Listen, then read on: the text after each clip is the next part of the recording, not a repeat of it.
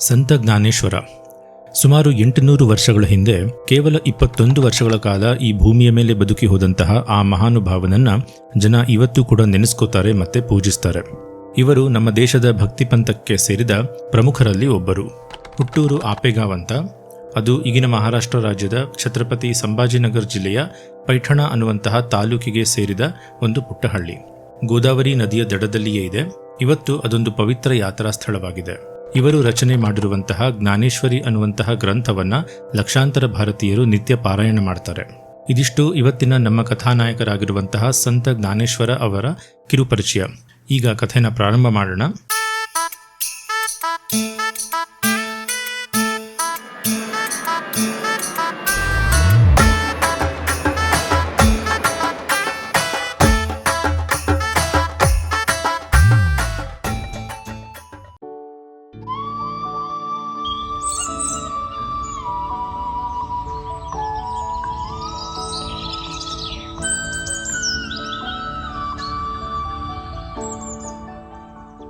ಗೋದಾವರಿ ನದಿಯ ತೀರದಲ್ಲಿ ಆಪ್ಪ ಎಂಬ ಹೆಸರಿನ ಒಂದು ಗ್ರಾಮವಿತ್ತು.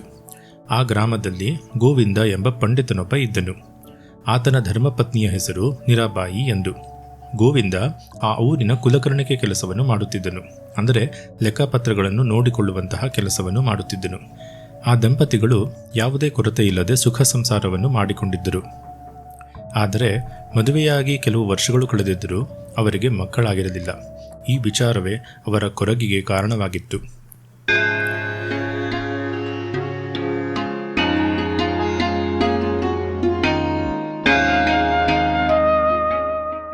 ಒಮ್ಮೆ ಅವರು ಪಂಢರಾಪುರ ಯಾತ್ರೆಯನ್ನು ಕೈಗೊಂಡರು. ಪಂಢರಾಪುರಕ್ಕೆ ಹೋಗಿ ಪಾಂಡುರಂಗ ವಿಠ್ಠಲನ ದರ್ಶನ ಮಾಡಿದರು. ಆ ಭಗವಂತನಲ್ಲಿ ತಮ್ಮ ಸಂತಾನಾಪೇಕ್ಷೆಯನ್ನು ನಿವೇದಿಸಿಕೊಂಡರು. ಅದರ ಫಲವೆಂಬಂತೆ ಅವರು ಪಂಢರಾಪುರದಿಂದ ಹಿಂದಿರುಗಿ ಬಂದ ಕೆಲವೇ ದಿನಗಳಲ್ಲಿ ನಿರಾಬಾಯಿ ಗರ್ಭವತಿಯಾಗಿ ವರ್ಷದೊಳಗೆ ಗಂಡು ಮಗುವೊಂದನ್ನು ಹೆತ್ತಳು. ಆ ಮಗು ಪಾಂಡುರಂಗ ವಿಠ್ಠಲನ ಪ್ರಸಾದದಿಂದ ಹುಟ್ಟಿದ್ದರಿಂದ ಅವನಿಗೆ ವಿಠ್ಠಲ ಎಂದು ನಾಮಕರಣ ಮಾಡಿದರು.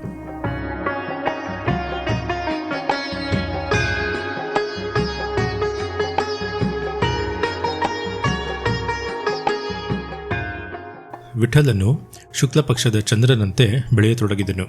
ಸದಾ ತನ್ನ ಗೆಳೆಯರೊಂದಿಗೆ ಆಟವಾಡುವುದೆಂದರೆ ವಿಠ್ಠಲನಿಗೆ ಅಚ್ಚುಮೆಚ್ಚು. ಅವನಿಗೆ ಸಕಾಲದಲ್ಲಿ ವಿದ್ಯಾಭ್ಯಾಸ, ಉಪನಯನ ಎಲ್ಲವನ್ನೂ ಮಾಡಿದರು. ಹೀಗೆ ದಿನಗಳು ಕಳೆಯುತ್ತಿರಲು ಒಮ್ಮೆ ವಿಠ್ಠಲನಿಗೆ ತೀರ್ಥಯಾತ್ರೆಗೆ ಹೋಗಬೇಕು ಎಂಬ ಅಪೇಕ್ಷೆ ಹುಟ್ಟಿತು. ಅದನ್ನು ತನ್ನ ತಂದೆ ತಾಯಿಗೆ ತಿಳಿಸಿ ಅವರನ್ನು ಒಪ್ಪಿಸಿ ಅವರ ಅಪ್ಪಣೆ ಪಡೆದು ತೀರ್ಥಯಾತ್ರೆಗೆ ಹೊರಟನು.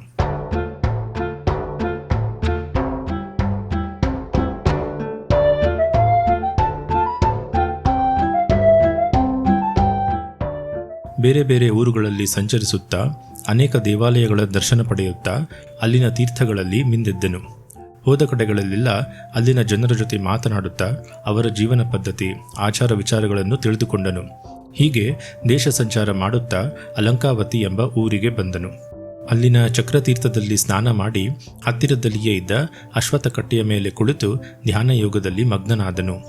ಅದೇ ಸಮಯಕ್ಕೆ ಅಲ್ಲಿ ಸಿದ್ಧೋಪಂತನೆಂಬ ಸದ್ಬ್ರಾಹ್ಮಣನು ಬಂದನು. ಸಿದ್ಧೋಪಂತ ಅದೇ ಊರಿನ ಅಂದರೆ ಅಲಂಕಾವತಿಯ ನಿವಾಸಿ. ಆತನದು ಪ್ರತಿನಿತ್ಯ ಅಲ್ಲಿನ ಚಕ್ರತೀರ್ಥದಲ್ಲಿ ಸ್ನಾನ ಮಾಡಿ ದೇವರ ದರ್ಶನ ಮಾಡಿ ದೇವರ ಧ್ಯಾನ ಮಾಡುತ್ತಾ ಭೋಜನಕ್ಕೆ ಯಾರಾದರೂ ಅತಿಥಿಗಳನ್ನು ಮನೆಗೆ ಕರೆದುಕೊಂಡು ಹೋಗುವ ಪದ್ಧತಿ.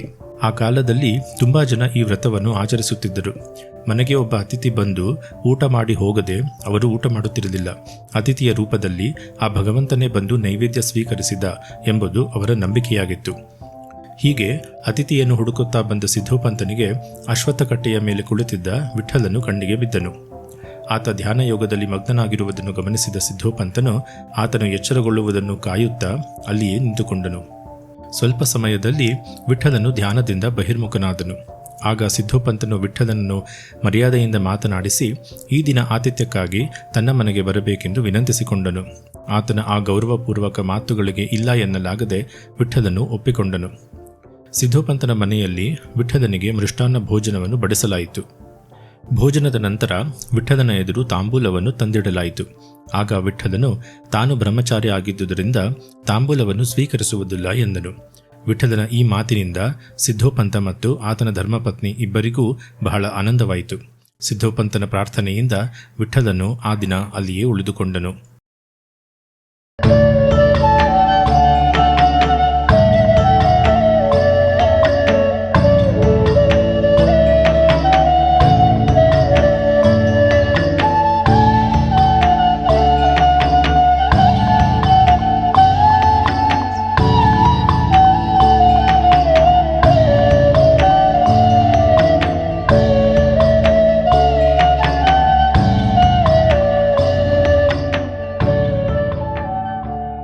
ಸಿದ್ಧೋಪಂತನಿಗೆ ರುಕ್ಮಾಬಾಯಿ ಎಂಬ ಮಗಳಿದ್ದಳು.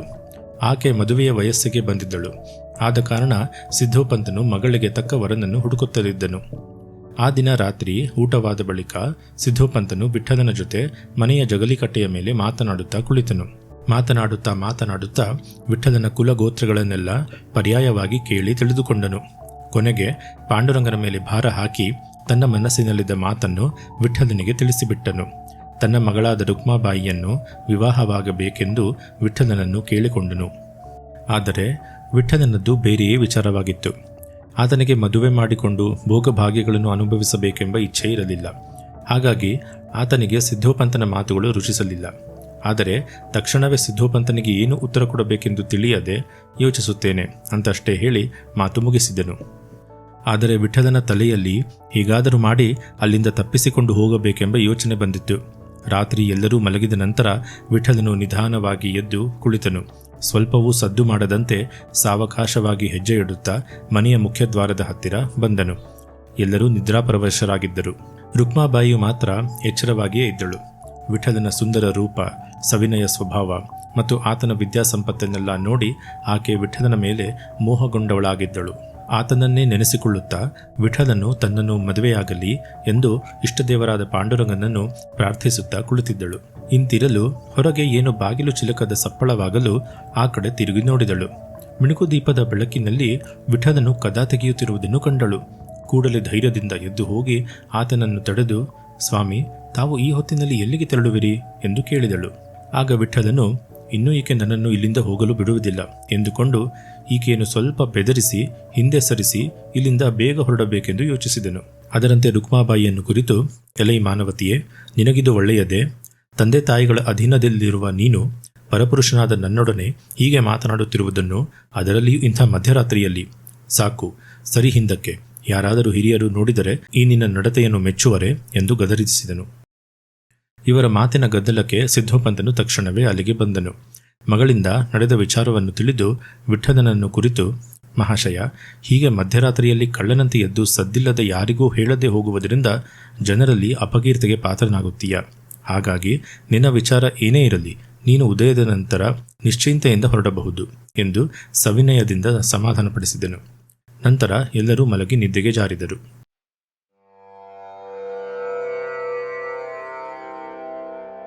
ಆ ರಾತ್ರಿ ವಿಠ್ಠಲನಿಗೆ ಕನಸಿನಲ್ಲಿ ಪಾಂಡುರಂಗನು ಕಾಣಿಸಿಕೊಂಡು ಪ್ರಸನ್ನವದನನಾಗಿ ಹೀಗೆ ಆಜ್ಞೆ ಮಾಡಿದನು. ನೀನು ಸಿದ್ಧೋಪಂತನ ಮಗಳನ್ನು ತಪ್ಪದೇ ಲಗ್ನವಾಗು. ಸರ್ವಲಕ್ಷಣ ಸಂಪನ್ನೆಯಾದ ರುಕ್ಮಾಬಾಯಿಯಿಂದ ಅನೇಕ ಮಹತ್ತರ ಕಾರ್ಯಗಳು ಜರುಗುತ್ತವೆ ಎಂದು ಹೇಳಿ ಅದೃಶ್ಯನಾದನು. ಅದೇ ಸಮಯಕ್ಕೆ ಸಿದ್ಧೋಪಂತನಿಗೂ ಸ್ವಪ್ನದಲ್ಲಿ ಪಾಂಡುರಂಗನು ಕಾಣಿಸಿಕೊಂಡು, ನೀನು ನಿನ್ನ ಮಗಳನ್ನು ವಿಠ್ಠಲನಿಗೆ ಕೊಟ್ಟು ಮದುವೆ ಮಾಡು. ಆ ದಂಪತಿಗಳು ಲೋಕವಿಖ್ಯಾತ ಮಕ್ಕಳನ್ನು ಹೊಂದುತ್ತಾರೆ ಎಂದು ಹೇಳಿ ಅದೃಶ್ಯನಾದನು. ಮರುದಿನ ಪ್ರಾತಃಕಾಲದಲ್ಲಿ ಸಿದ್ಧೋಪಂತನು ಎದ್ದು ರಾತ್ರಿ ಕನಸಿನಲ್ಲಿ ಪಾಂಡುರಂಗನು ಕಾಣಿಸಿಕೊಂಡು ಹೇಳಿದ್ದ ವಿಚಾರವನ್ನು ನೆನೆಸಿಕೊಂಡು ಅತ್ಯಂತ ಸಂತೋಷಭರಿತನಾದನು. ಆದರೆ ಹಿಂದಿನ ದಿನ ರಾತ್ರಿ ವಿಠ್ಠಲನು ಕಳ್ಳನಂತೆ ಎದ್ದು ಹೋಗುತ್ತಿದ್ದುದನ್ನು ನೆನೆಸಿಕೊಂಡು ಆತನ ಸಂತೋಷವು ತಕ್ಷಣವೇ ಇಳಿದು ಹೋಯಿತು. ಸ್ವಪ್ನದ ವಿಚಾರವನ್ನು ವಿಠ್ಠಲನಿಗೆ ಹೇಗೆ ಹೇಳುವುದು ಎಂದು ಚಿಂತಿಸಿದನು. ಕೊನೆಗೆ ಪಾಂಡುರಂಗನ ಇಚ್ಛೆ ಹೇಗಿದೆಯೋ ಹಾಗೇ ನಡೆಯುತ್ತದೆ. ಇರುವ ವಿಚಾರವನ್ನು ತಿಳಿಸುವುದು ನನ್ನ ಕರ್ತವ್ಯ. ಉಳಿದದ್ದನ್ನು ಪಾಂಡುರಂಗನೇ ನೋಡಿಕೊಳ್ಳುತ್ತಾನೆ ಎಂದು ಧೈರ್ಯ ಮಾಡಿ ಸ್ವಪ್ನದ ವಿಚಾರವನ್ನು ವಿಠ್ಠಲನಿಗೆ ಹೇಳಿದನು. ಆಗ ವಿಠ್ಠಲನು ತನಗೂ ಸ್ವಪ್ನದಲ್ಲಿ ಪಾಂಡುರಂಗನು ಕಾಣಿಸಿಕೊಂಡ ವಿಚಾರವನ್ನು ತಿಳಿಸಿ, ತಾನು ರುಕ್ಮಾಬಾಯಿಯನ್ನು ಲಗ್ನ ಮಾಡಿಕೊಳ್ಳುತ್ತೇನೆ ಎಂದು ಹೇಳಿದನು. ಈ ಮಾತನ್ನು ಕೇಳುತ್ತಿದ್ದಂತೆ ಅಲ್ಲಿದ್ದ ಎಲ್ಲರಿಗೂ ಬಹಳ ಆನಂದವಾಯಿತು. ರುಕ್ಮಾಬಾಯಿಯು ತನ್ನ ಪ್ರಾರ್ಥನೆಯನ್ನು ಆಲಿಸಿದ ಪಾಂಡುರಂಗನಿಗೆ ಮನಸ್ಸಿನಲ್ಲಿಯೇ 100 ಬಾರಿ ವಂದಿಸಿದಳು. ಮನೆಯಲ್ಲಿ ಇದ್ದಕ್ಕಿದ್ದಂತೆ ಸಂಭ್ರಮದ ವಾತಾವರಣ ಸೃಷ್ಟಿಯಾಯಿತು.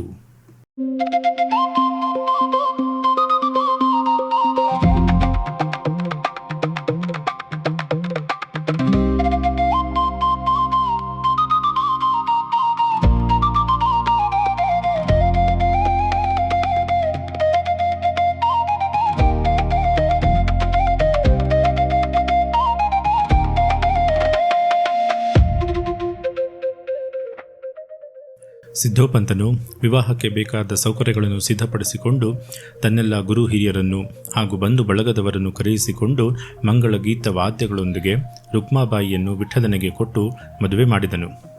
ಬಂದಿದ್ದ ಬಂಧು ಮಿತ್ರರೆಲ್ಲರೂ ಮೃಷ್ಟಾನ್ನ ಭೋಜನ ವಸ್ತ್ರಭೂಷಣಗಳಿಂದ ಸತ್ಕರಿಸಲ್ಪಟ್ಟು ಅವರವರ ಸ್ಥಳಗಳಿಗೆ ತೆರಳಿದರು. ವಿಠಲನು 4 ದಿನಗಳ ಕಾಲ ಪತ್ನಿಯ ಜೊತೆ ಮಾವನ ಮನೆಯಲ್ಲಿ ಇದ್ದು ನಂತರ ತನ್ನ ಜನನಿ ಜನಕರನ್ನು ಕಾಣಬೇಕು, ಅವರಿಗೆ ಮದುವೆಯ ವಿಚಾರವೇ ತಿಳಿದಿಲ್ಲ, ಅವರಿಗೆ ಇದನ್ನು ತಿಳಿಸಿ ಅವರ ಆಶೀರ್ವಾದವನ್ನು ಪಡೆಯಬೇಕಾಗಿದೆ ಎಂದು ಸಿದ್ಧೋಪಂತನಿಗೆ ತಿಳಿಸಿದನು. ಆಗ ಸಿದ್ಧೋಪಂತನು ತನ್ನ ಮಿತ್ರ ಪರಿವಾರದೊಂದಿಗೆ ನವದಂಪತಿಗಳನ್ನು ಕರೆದುಕೊಂಡು ಆಪಗ್ರಾಮಕ್ಕೆ ಬಂದನು. ಗೋವಿಂದ ಪಂಡಿತ ದಂಪತಿಗಳು ಮಗನು ಬಂದದ್ದನ್ನು ಕಂಡು ಆನಂದಭರಿತರಾದರು. ಆದರೆ ಜೊತೆಗೆ ಮಗನ ಮದುವೆ ಆಗಿ ಹೋಗಿರುವುದನ್ನು ಕಂಡು ದಿಗ್ಭ್ರಾಂತಗೊಂಡರು. ಆಗ ಸಿದ್ಧೋಪಂತನು ಶ್ರೀ ಪಾಂಡುರಂಗನ ಕೃಪೆಯಿಂದ ಈ ಮದುವೆ ನಡೆಯಿತೆಂದು ವಿಠಲನನ್ನು ಮೊದಲು ಕಂಡಾಗಿನಿಂದ ವಿವಾಹದವರೆಗಿನ ಎಲ್ಲ ವೃತ್ತಾಂತವನ್ನು ಗೋವಿಂದ ದಂಪತಿಗಳಿಗೆ ತಿಳಿಸಿದನು. ಆಗ ಗೋವಿಂದ ಮತ್ತು ಮೀರಾಬಾಯಿ ಇಬ್ಬರೂ ಮದುವೆಗೆ ತಮ್ಮ ಅಂಗೀಕಾರವನ್ನು ಸೂಚಿಸಿದರು. ಮಗ ಮತ್ತು ಸೊಸೆ ನಮಸ್ಕರಿಸಲಾಗಿ ಮಂಗಳ ಆಶೀರ್ವಾದದಿಂದ ಹರಸಿದರು. ಮನೆಯಲ್ಲಿ ಇದ್ದಕ್ಕಿದ್ದಂತೆ ಹಬ್ಬದ ವಾತಾವರಣ ಸೃಷ್ಟಿಯಾಯಿತು. ಎಲ್ಲರೂ ಒಟ್ಟಾಗಿ ಹಬ್ಬದ ಅಡುಗೆಯನ್ನು ಸಿದ್ಧಪಡಿಸಿದರು. ನಂತರ ಆ ಗ್ರಾಮದಲ್ಲಿದ್ದ ಪಾಂಡುರಂಗ ವಿಠಲನ ದೇವಸ್ಥಾನಕ್ಕೆ ಹೋಗಿ ದರ್ಶನ ಪಡೆದು ಭಕ್ತಿಯಿಂದ ಸೇವೆಯನ್ನು ಸಲ್ಲಿಸಿದರು. ಸಿದ್ಧೋಪಂತ ದಂಪತಿಗಳು ಕೆಲ ದಿನಗಳ ಕಾಲ ಅಲ್ಲಿಯೇ ಸಂತೋಷದಿಂದ ಕಾಲ ಕಳೆಯುತ್ತಾ ಬೀಗರಿಂದ ಆತ್ಮೀಯ ಸತ್ಕಾರವನ್ನು ಹೊಂದಿ ಬಳಿಕ ತಮ್ಮ ಸ್ವಗ್ರಾಮಕ್ಕೆ ಹಿಂದಿರುಗಿದರು. ಈ ನಡುವೆ ವಿಠಲನು ತನ್ನ ಸತಿ ರುಕ್ಮಾಬಾಯಿಯೊಡನೆ ಸುಖಕರವಾದ ಸಂಸಾರ ಜೀವನವನ್ನು ನಡೆಸುತ್ತಾ ಕಾಲ ಕಳೆಯುತ್ತಿದ್ದನು.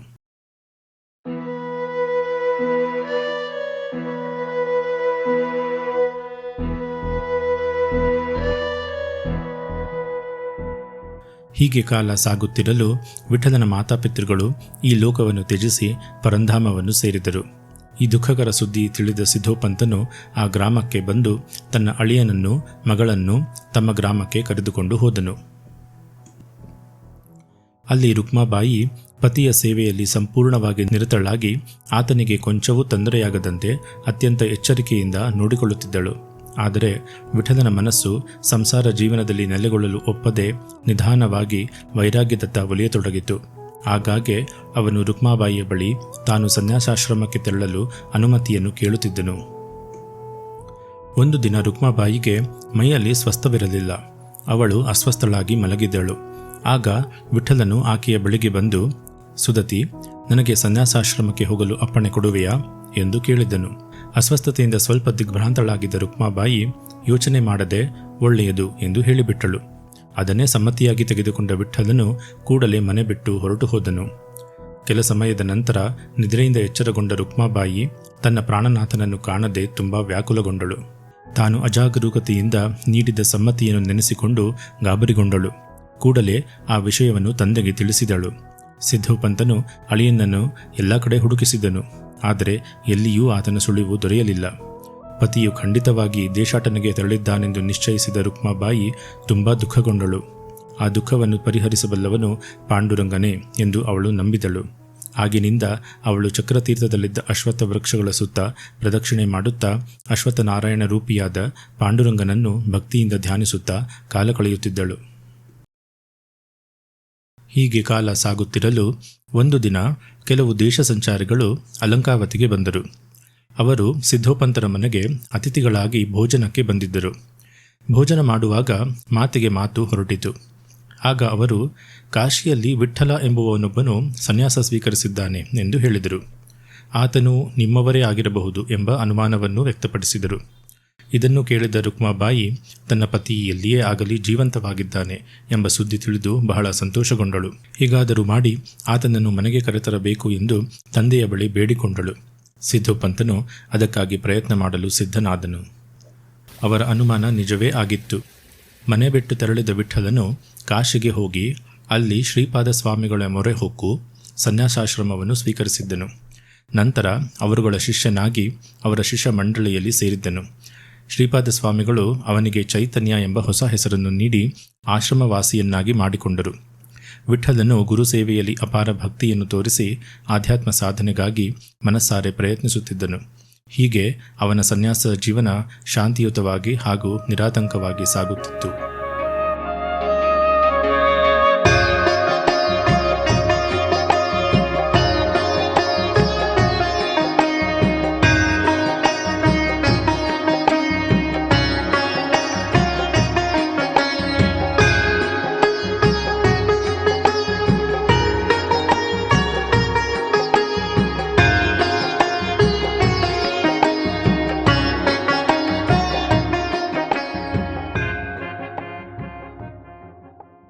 ಶ್ರೀಪಾದ ಸ್ವಾಮಿಗಳ ಪೂರ್ಣನಾಮವು ಶ್ರೀಪಾದ ಶ್ರೀವಲ್ಲಭ ಸ್ವಾಮಿಗಳು ಎಂದು ಖ್ಯಾತವಾಗಿತ್ತು. ಭಕ್ತ ಜನರು ಅವರನ್ನು ಸ್ವಯಂ ದತ್ತಾತ್ರೇಯ ಸ್ವಾಮಿಯ ಅವತಾರವೆಂದು ಭಾವಿಸಿ ಭಕ್ತಿಯಿಂದ ಆರಾಧಿಸುತ್ತಿದ್ದರು. ಒಂದು ದಿನ ಶ್ರೀಪಾದ ಸ್ವಾಮಿಗಳು ದೇಶ ಸಂಚಾರಕ್ಕೆಂದು ಹೊರಟರು. ಅನೇಕ ಪವಿತ್ರ ತೀರ್ಥಕ್ಷೇತ್ರಗಳನ್ನು ಸಂದರ್ಶಿಸುತ್ತಾ ಅಲಂಕಾವತಿ ಕ್ಷೇತ್ರಕ್ಕೆ ಆಗಮಿಸಿದರು. ಅಲ್ಲಿ ಚಕ್ರತೀರ್ಥದಲ್ಲಿ ಪವಿತ್ರ ಸ್ನಾನವನ್ನು ಮಾಡಿ ಅಶ್ವತ್ಥಘಟ್ಟದ ಮೇಲಿರುವ ಸ್ಥಳದಲ್ಲಿ ಆಸೀನರಾಗಿ ಧ್ಯಾನಯೋಗದಲ್ಲಿ ತಲ್ಲೀನರಾದರು. ಇತ್ತ ನಿತ್ಯದಂತೆ ರುಕ್ಮಾಬಾಯಿಯು ಪೂಜಾ ಸಾಮಗ್ರಿಗಳನ್ನು ಕೈಯಲ್ಲಿ ಹಿಡಿದು ಅಶ್ವತ್ಥಘಟ್ಟಕ್ಕೆ ಬಂದು ಅಶ್ವತ್ಥನಾರಾಯಣನಿಗೆ ಭಕ್ತಿ ಭಾವದಿಂದ ಪೂಜೆ ಸಲ್ಲಿಸಿ ಪ್ರದಕ್ಷಿಣೆಗಳನ್ನು ಮಾಡಿ ಹಿಂದಿರುಗುವಾಗ ಧ್ಯಾನಮಗ್ನರಾಗಿ ಕುಳಿತಿದ್ದ ಆ ಮಹಾನುಭಾವರನ್ನು ಕಂಡಳು. ಇವರು ಯಾರೋ ಮಹಾತ್ಮರಿರಬೇಕು ಎಂದು ಮನಸ್ಸಿನಲ್ಲಿಯೇ ಭಾವಿಸಿ ಅಲ್ಲಿಯೇ ಭಕ್ತಿ ವಿನಯದಿಂದ ನಿಂತುಕೊಂಡಳು. ಸ್ವಲ್ಪ ಕಾಲ ಕಳೆದ ಬಳಿಕ ಶ್ರೀಪಾದ ಸ್ವಾಮಿಗಳು ಧ್ಯಾನಯೋಗದಿಂದ ಬಹಿರ್ಮುಖರಾದರು. ತಕ್ಷಣವೇ ರುಕ್ಮಾಬಾಯಿಯು ಅವರ ಪಾದ ಸನ್ನಿಧಿಗೆ ಹೋಗಿ ಭಕ್ತಿಯಿಂದ ನಮಸ್ಕರಿಸಿದಳು. ಆಗ ಸ್ವಾಮಿಗಳು ಕರುಣೆಯಿಂದ ಅವಳನ್ನು ನೋಡುತ್ತಾ, ಅಮ್ಮ, ನಿನಗೆ ಮಂಗಳವಾಗಲಿ. ನೀನು 3 ಪುತ್ರರನ್ನು ಹಾಗೂ ಒಬ್ಬ ಪುತ್ರಿಯನ್ನು ಪಡೆದು ಸುಖವಾಗಿರಮ್ಮ ಎಂದು ಆಶೀರ್ವದಿಸಿದರು. ಆದರೆ ಆ ಅಮೋಘ ಆಶೀರ್ವಾದವು ರುಕ್ಮಾಬಾಯಿಯ ಮನಸ್ಸಿನಲ್ಲಿ ಒಂದೇ ಸಮಯದಲ್ಲಿ ಸಂತೋಷವನ್ನೂ ದುಃಖವನ್ನೂ ಉಂಟುಮಾಡಿತು. ಕ್ಷಣಕಾಲ ಅವಳು ಸ್ತಬ್ಧಳಾಗಿ ನಿಂತುಬಿಟ್ಟಳು. ಅದನ್ನು ಗಮನಿಸಿದ ಶ್ರೀಪಾದ ಸ್ವಾಮಿಗಳು ಸೌಮ್ಯವಾಗಿ ಪ್ರಶ್ನಿಸಿದರು, ಏನಮ್ಮ, ನನ್ನ ಆಶೀರ್ವಾದವು ನಿನಗೆ ಹಿತವಾಗಲಿಲ್ಲವೇ? ಅದಕ್ಕೆ ರುಕ್ಮಾಬಾಯಿಯು ವಿನಯಪೂರ್ವಕವಾಗಿ ಉತ್ತರಿಸಿದಳು, ಸ್ವಾಮಿ, ತಮ್ಮಂಥ ಮಹಾನುಭಾವರ ಪಾದಧೂಳಿಯನ್ನು ಶಿರಸಾವಹಿಸುವ ನಾನು ತಮ್ಮ ವಚನಗಳನ್ನು ಗೌರವಿಸದೇ ಇರುವವಳಲ್ಲ. ಆದರೆ ತಮ್ಮ ಅಮೋಘ ಆಶೀರ್ವಾದವು ಹತಭಾಗ್ಯಳಾದ ನನ್ನ ವಿಚಾರದಲ್ಲಿ ಫಲಪ್ರದವಾಗುವುದೇ ಎಂಬ ಚಿಂತೆ ನನ್ನ ಮನಸ್ಸನ್ನು ಕಾಡುತ್ತಿದೆ ಎಂದಳು. ಅದಕ್ಕೆ ಕಾರಣವೇನು ಎಂದು ಕೇಳಿದಾಗ ರುಕ್ಮಾಬಾಯಿಯು ದುಃಖಭರಿತಳಾಗಿ ಹೇಳಿದಳು, ನನ್ನ ಪತಿ ದೇಶಾಂತರ ತೆರಳಿ ಕಾಶಿ ಕ್ಷೇತ್ರದಲ್ಲಿ ಸನ್ಯಾಸಾಶ್ರಮವನ್ನು ಸ್ವೀಕರಿಸಿದ್ದಾರೆ ಎಂಬ ಸುದ್ದಿ ತಿಳಿದು ನಾನು ವಿಷಾದದಲ್ಲಿ ಮುಳುಗಿದ್ದೇನೆ. ಇಂತಹ ಸ್ಥಿತಿಯಲ್ಲಿ ನನಗೆ ಪುತ್ರ ಸಂತಾನ ಹೇಗೆ ಸಾಧ್ಯ ಎಂದಳು. ಇದನ್ನು ಕೇಳಿದ ಶ್ರೀಪಾದ ಸ್ವಾಮಿಗಳು ಆಶ್ಚರ್ಯಚಕಿತರಾದರು. ಯೌವನವತಿಯೂ ಅಪುತ್ರವತಿಯೂ ಆದ ಸತಿಯನ್ನು ತ್ಯಜಿಸಿ ಸನ್ಯಾಸವನ್ನು ಸ್ವೀಕರಿಸಿದವನು ಯಾವ ವಿಧದ ಅವಿವೇಕಿ? ಅವನಿಗೆ ಸನ್ಯಾಸ ದೀಕ್ಷೆಯನ್ನು ನೀಡಿದ ಗುರುವಾದರೂ ಎಂತಹವನು ಎಂದು ಹೇಳುತ್ತಾ ತಮ್ಮ ಯೋಗ ದೃಷ್ಟಿಯಿಂದ ಸತ್ಯಸ್ಥಿತಿಯನ್ನು ಅವಲೋಕಿಸಿ ಅವರು ಕ್ಷಣಕಾಲ ವಿಸ್ಮಯದಿಂದ ಮೌನವಾದರು. ಅಮ್ಮ, ನಿನ್ನ ಪತಿಗೆ ಸನ್ಯಾಸ ದೀಕ್ಷೆಯನ್ನು ಕೊಟ್ಟು ದೋಷಕ್ಕೆ ಪಾತ್ರನಾದವನು ನಾನೇ. ಆಗಲಿ, ಈಗ ಮಾಡುವುದೇನಿದೆ? ನಿನ್ನ ಮಾತಾಪಿತೃಗಳಿರುವರೇ, ಇದ್ದರೆ ಇಲ್ಲಿಗೆ ಕರೆದುಕೊಂಡು ಬಾರಮ್ಮ ಎಂದರು. ಆಗ ರುಕ್ಮಾಬಾಯಿಯು ಕೂಡಲೇ ಮನೆಗೆ ಹೋಗಿ ಸಿದ್ಧೋಪಂತನಿಗೆ ವಿಷಯ ತಿಳಿಸಿದಳು. ಅದರಿಂದ ಸಂತೋಷಭರಿತನಾದ ಸಿದ್ಧೋಪಂತನು ತಕ್ಷಣ ಮಗಳೊಡನೆ ಶ್ರೀಪಾದ ಸ್ವಾಮಿಗಳಿದ್ದಲ್ಲಿಗೆ ಬಂದು ಭಕ್ತಿಯಿಂದ ನಮಸ್ಕರಿಸಿ ನಿಂತುಕೊಂಡನು.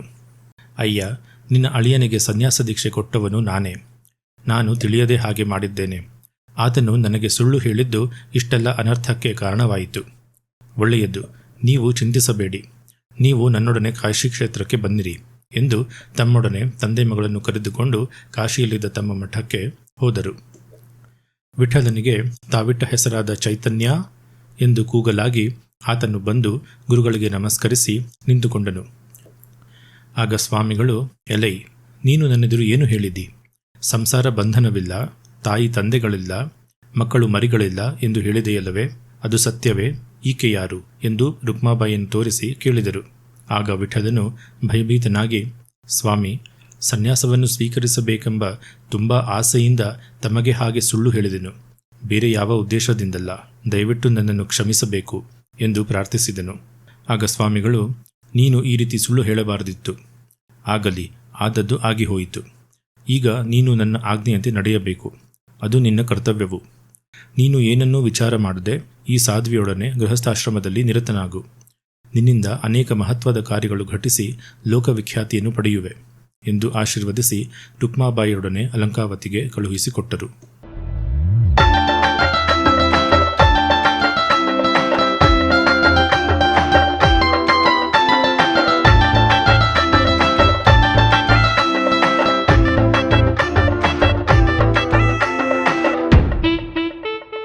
ವಿಠಲನು ಗುರುಗಳ ಮಾತನ್ನು ಶಿರಸಾವಹಿಸಿ ಮಾವ ಮತ್ತು ಸತಿಯರೊಡನೆ ಹಿಂತಿರುಗಿ ಅಲಂಕಾವತಿಗೆ ಬಂದನು. ಅಲ್ಲಿ ತನ್ನ ಗೃಹಸ್ಥಾಶ್ರಮವನ್ನು ಪುನಃ ಪ್ರಾರಂಭಿಸಿದನು. ಗೃಹಸ್ಥಾಶ್ರಮದಲ್ಲಿ ಇದ್ದುಕೊಂಡೇ ಆತ್ಮಾನುಸಂಧಾನದಲ್ಲಿ, ಅಂದರೆ ಆತ್ಮಜ್ಞಾನ ಚಿಂತನೆಯಲ್ಲಿ ನಿರತನಾಗಿದ್ದನು. ಎಲ್ಲವೂ ಚೆನ್ನಾಗಿಯೇ ನಡೆಯುತ್ತಿತ್ತು. ಆದರೆ ವಿಠಲನು ಈ ರೀತಿ ಗೃಹಸ್ಥಾಶ್ರಮವನ್ನು ತೊರೆದು ಹೋಗಿ ಸನ್ಯಾಸಾಶ್ರಮವನ್ನು ಸ್ವೀಕರಿಸಿ ಕೆಲ ದಿನಗಳ ನಂತರ ಪುನಃ ಬಂದು ಗೃಹಸ್ಥಾಶ್ರಮವನ್ನು ಸ್ವೀಕರಿಸಿದ್ದು ಊರಿನಲ್ಲಿ ಕೆಲವು ಜನರಿಗೆ ಸರಿ ಕಾಣಲಿಲ್ಲ. ಅವರು ವಿಠಲನು ಉಭಯಭ್ರಷ್ಟನು, ಧರ್ಮಬಾಹಿರನು ಎಂದು ದೂಷಿಸತೊಡಗಿದರು. ಮೊದಮೊದಲು ವಿಠಲನು ಈ ದೂಷಣೆಗಳಿಗೆ ಹೆಚ್ಚು ತಲೆ ಕೆಡಿಸಿಕೊಳ್ಳದೆ ತನ್ನ ಕರ್ತವ್ಯದಲ್ಲಿ ನಿರತನಾಗಿದ್ದನು. ಆದರೆ ಕ್ರಮೇಣವಾಗಿ ಈ ದೂಷಣೆಗಳು ಅಧಿಕವಾಗಿ ಅವರೆಲ್ಲರೂ ಸೇರಿ ವಿಠಲನನ್ನು ಕುಲದಿಂದ ಬಹಿಷ್ಕರಿಸಬೇಕೆಂದು ನಿರ್ಧರಿಸಿದರು. ಈ ಸಂಗತಿಯನ್ನು ತಿಳಿದು ವಿಠಲ, ರುಕ್ಮಾಬಾಯಿ, ಸಿದ್ಧೋಪಂತ, ರುಕ್ಮಾಬಾಯಿಯ ತಾಯಿ ಎಲ್ಲರಿಗೂ ಅತೀವ ದುಃಖವಾಯಿತು. ವಿಠಲನು ತನ್ನ ಕಾರಣದಿಂದ ವೃದ್ಧರಾದ ಅತ್ತೆ ಮಾವಂದಿರು ಸ್ವಂತ ಕುಲದವರ ಸಿಟ್ಟಿಗೆ ಸಿಲುಕಬಾರದೆಂದು ಎಣಿಸಿ ತಾನೊಬ್ಬನೇ ಕಾಡಿಗೆ ಹೋಗಬೇಕೆಂದು ನಿರ್ಧರಿಸಿ ಹೊರಟು ಹೋದನು. ರುಕ್ಮಾಬಾಯಿಯು ಪ್ರತಿದಿನ ಮನೆಯಿಂದ ಅನ್ನಾಹಾರಗಳನ್ನು ತೆಗೆದುಕೊಂಡು ಹೋಗಿ ವಿಠಲನಿಗೆ ಕೊಟ್ಟು ಆತನ ಸೇವೆ ಮಾಡಿ ಬರುತ್ತಿದ್ದಳು.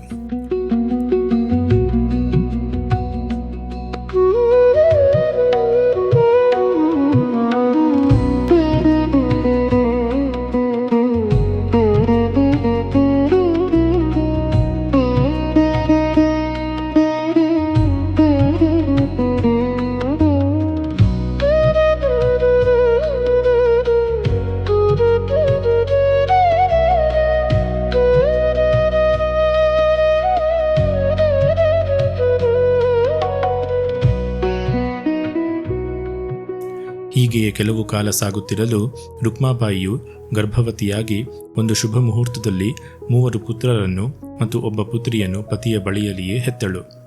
ದಂಪತಿಗಳು ಅತ್ಯಂತ ಸಂತೋಷದಿಂದ ಶಿಶುಗಳನ್ನು ಎತ್ತಿ ಮುದ್ದಾಡುತ್ತಿದ್ದರು. ದೈವಾಂಶದಿಂದ ಹುಟ್ಟಿದ ಶಿಶುಗಳಿಗೆ ನಿವೃತ್ತದೇವ, ಜ್ಞಾನದೇವ, ಸೋಪಾನದೇವ ಮತ್ತು ಮುಕ್ತಾಬಾಯಿ ಎಂದು ನಾಮಕರಣ ಮಾಡಿದ್ದರು. ಜನನಿ ಜನಕರಿಗೆ ಆ ಶಿಶುಗಳು ಬಾಲಲೀಲಾ ವಿಲಾಸಗಳನ್ನು ತೋರ್ಪಡಿಸುತ್ತಾ ಸಂತೋಷಪಡಿಸುತ್ತಿದ್ದರು. ಸಿದ್ಧೋಪಂತನು ಮೊಮ್ಮಕ್ಕಳನ್ನು ಕಂಡು ಅತ್ಯಾನಂದ ಭರಿತನಾಗಿ ಅವರನ್ನು ಬಿಟ್ಟಿರಲಾರದೆ ಅಳಿಯ ಮತ್ತು ಮಗಳನ್ನು ಸಮಾಧಾನಪಡಿಸಿ ಮೊಮ್ಮಕ್ಕಳೊಡನೆ ಮನೆಗೆ ಕರೆತಂದನು. ಹೀಗೆ ಕಾಡಿಗೆ ಹೋಗಿದ್ದ ವಿಠಲನು ನಂತರ ಹಿಂದಿರುಗಿ ಬಂದು ಪುನಃ ಊರಿನಲ್ಲಿಯೇ ತನ್ನ ಸತಿ, ಅತ್ತೆ ಮಾವಂದಿರು ಮತ್ತು ಮಕ್ಕಳೊಡನೆ ವಾಸಿಸಲು ಪ್ರಾರಂಭಿಸಿದನು. ಹೀಗೆ ಕೆಲವು ಸಮಯ ಕಳೆಯುತ್ತಿದ್ದಂತೆ ಶಿಶುಗಳಾಗಿದ್ದ ನಿವೃತ್ತದೇವ, ಜ್ಞಾನದೇವ, ಸೋಪಾನದೇವ ಮತ್ತು ಮುಕ್ತಾಬಾಯಿ ಈಗ ಬೆಳೆದು ಬಾಲಕರಾಗಿದ್ದರು. ಆದರೆ ವಿಠಲನ ಮೇಲೆ ದೂಷಣೆ ಮಾಡಿದ್ದ ಆ ಕೆಲವು ಜನರ ದ್ವೇಷ ಮಾತ್ರ ಕಡಿಮೆಯಾಗಿರಲಿಲ್ಲ. ಒಂದು ದಿನ ಆ ನಗರದಲ್ಲೊಂದು ಶುಭ ಸಂದರ್ಭದ ಅಂಗವಾಗಿ ಅನ್ನ ಸಂತರ್ಪಣೆ ನಡೆಯಿತು. ಸಿದ್ಧೋಪಂತನು ಮೊಮ್ಮಕ್ಕಳನ್ನು ಕರೆದುಕೊಂಡು ಸಂತರ್ಪಣೆ ನಡೆಯುವ ಸ್ಥಳಕ್ಕೆ ತೆರಳಿ ಎಲೆ ಮುಂದೆ ಕುಳಿತನು. ಅಲ್ಲಿದ್ದ ಬ್ರಾಹ್ಮಣರಲ್ಲಿ ಕೆಲವರು ಸಿದ್ಧೋಪಂತನ ಮೊಮ್ಮಕ್ಕಳನ್ನು ಕಂಡು ಅಸೂಯೆಗೊಂಡು, ಕುಲಭ್ರಷ್ಟನಾದವನ ಮಕ್ಕಳನ್ನು ಪಂಕ್ತಿಗೆ ಸೇರಿಸಿಕೊಳ್ಳಬಾರದು, ಇವರನ್ನು ಹೊರಕ್ಕೆ ಕಳುಹಿಸಿಬಿಡಿ ಎಂದು ಆರ್ಭಟಿಸಿದರು. ಆಗ ಸಿದ್ಧೋಪಂತನಿಗೂ ಅವರಿಗೂ ಮಾತುಕತೆಗಳು ನಡೆದು ಕೆಲ ದುಷ್ಟರು ಆ ವೃದ್ಧನನ್ನು ಹೊಡೆದು ನೆಲಕ್ಕೆ ಕೆಡವಿದರು. ಇದರಿಂದ ಕೋಪಗೊಂಡ ಜ್ಞಾನದೇವನು ಮುಂದೆ ಬಂದು, ಎಲ್ಲವೋ ಮೂರ್ಖರಿರ, ವೃದ್ಧನಾದ ಸಾಧುವಾದ ನಮ್ಮ ತಾತನನ್ನು ಹೊಡೆಯಲು ನಿಮಗೆ ನಾಚಿಕೆ ಬರಲಿಲ್ಲವೇ? ಕೈಗಳಾದರೂ ಹೇಗಿದ್ದವು ಎಂದು ಕೇಳಿದನು. ಆಗ ಅವರು ಇನ್ನಷ್ಟು ಸಿಟ್ಟಿಗೆದ್ದು, ನೀನ್ಯಾರು ನಮ್ಮನ್ನು ಕೇಳಲು? ನಮ್ಮನ್ನು ಮೂರ್ಖರು ಎನ್ನಲು ನಿನಗೆಷ್ಟು ಧೈರ್ಯ ಎಂದು ಅವನನ್ನು ಹೊಡೆಯಲು ಬಂದರು.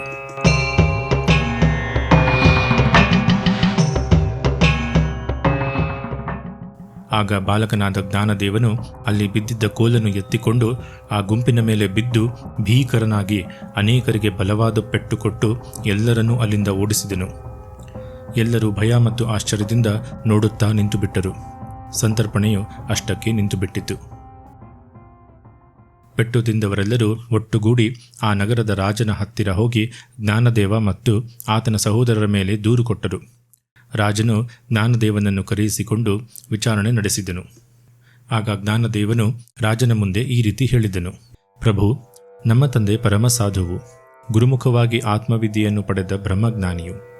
ಯಾರು ನಮ್ಮ ತಂದೆಗೆ ಪರಮೋಪದೇಶವನ್ನು ಮಾಡಿದ್ದರೋ ಅವರೇ ನಮ್ಮ ಜನಕನಿಗೆ ಗೃಹಸ್ಥಾಶ್ರಮವನ್ನು ನಿರ್ವಹಿಸಬೇಕೆಂದು ಆಜ್ಞೆ ಮಾಡಿದ್ದರು.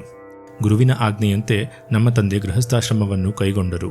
ಮಾನವರನ್ನು ಭವಸಾಗರದಿಂದ ಪಾರು ಮಾಡಿ ಮೋಕ್ಷ ಸಾಮ್ರಾಜ್ಯವನ್ನು ಕೊಡಿಸುವುದೊಂದಿದ್ದರೆ ಅದು ಜ್ಞಾನಯೋಗವೊಂದೇ. ಪಕ್ಷಪಾತ, ದ್ವೇಷ, ಅಸೂಯೆಗಳಿಂದ ಆತ್ಮಸ್ತುತಿ ಮಾಡಿಕೊಳ್ಳತಕ್ಕ ವಚನಗಳನ್ನು ವೇದವೂ ಸಹ ಗೌರವಿಸಲಾರದು ಎಂಬುದು ಜ್ಞಾನಿಗಳಾದ ತಮಗೆ ತಿಳಿದಿದೆ. ಹೀಗಿರುವಾಗ ನಮ್ಮ ತಂದೆಯನ್ನು ವ್ಯರ್ಥವಾಗಿ ದೂಷಿಸುತ್ತಾ ವೃದ್ಧನಾದ ನಮ್ಮ ಅಜ್ಜನನ್ನು ಹೊಡೆದು ಕೆಡವಿ ನಮ್ಮನ್ನೂ ಹೊಡೆಯಲು ಬಂದು ಅನೇಕ ಕಷ್ಟ ನಷ್ಟಗಳಿಗೆ ಗುರಿ ಮಾಡಿ ಈಗ ಪುನಃ ಅವರೇ ನಮ್ಮ ಮೇಲೆ ದೂರು ಕೊಟ್ಟಿರುವುದು ನ್ಯಾಯವೇ? ಆತ್ಮಜ್ಞಾನಿಗಳಾದವರು ಅನ್ಯರನ್ನು ದೂಷಿಸುವರೇ? ಇವೆಲ್ಲವನ್ನೂ ದೇವದೃಷ್ಟಿಯಿಂದ ಪರ್ಯಾಲೋಚಿಸಿ ನ್ಯಾಯದಾನ ಮಾಡಬೇಕೆಂದು ವಿನಯಪೂರ್ವಕವಾಗಿ ವಿನಂತಿಸಿಕೊಳ್ಳುತ್ತೇನೆ ಎಂದು ಜ್ಞಾನದೇವನು ತನ್ನ ಮಾತುಗಳನ್ನು ಮುಗಿಸಿದನು. ಜ್ಞಾನದೇವನ ಮಾತುಗಳನ್ನು ಕೇಳುತ್ತಿದ್ದಂತೆ ರಾಜನಿಗೆ ಆತನಲ್ಲಿ ಗುರುಭಕ್ತಿ ಉಂಟಾಯಿತು.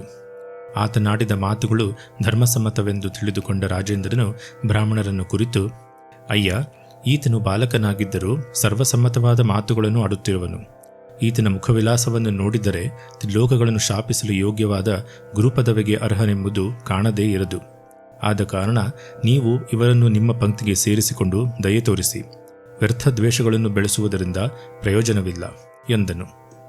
ಇದರಿಂದ ಖಿನ್ನರಾದ ಬ್ರಾಹ್ಮಣರು ಹೀಗೆಂದರು, ರಾಜೇಂದ್ರ, ಇವರನ್ನು ಮತ್ತು ಇವರ ತಂದೆಯನ್ನು ಪ್ರಾಯಶ್ಚಿತ್ತಪೂರ್ವಕವಾಗಿ ಕುಲದಲ್ಲಿ ಸೇರಿಸಿಕೊಳ್ಳುವ ಹಕ್ಕು ಪೈಠಣಾಪುರದಲ್ಲಿರುವ ನಮ್ಮ ಗುರುಗಳಿಗೆ ಮಾತ್ರವಿದೆ ಎಂದರು. ಅದಕ್ಕೆ ರಾಜೇಂದ್ರನು, ಕುಲದಿಂದ ಬಹಿಷ್ಕರಿಸುವುದಕ್ಕೆ ನಿಮಗೆ ಅಧಿಕಾರವಿದೆ, ಆದರೆ ಕುಲದಲ್ಲಿ ಸೇರಿಸಿಕೊಳ್ಳುವುದಕ್ಕೆ ನಿಮಗೆ ಅಧಿಕಾರವಿಲ್ಲವೇ?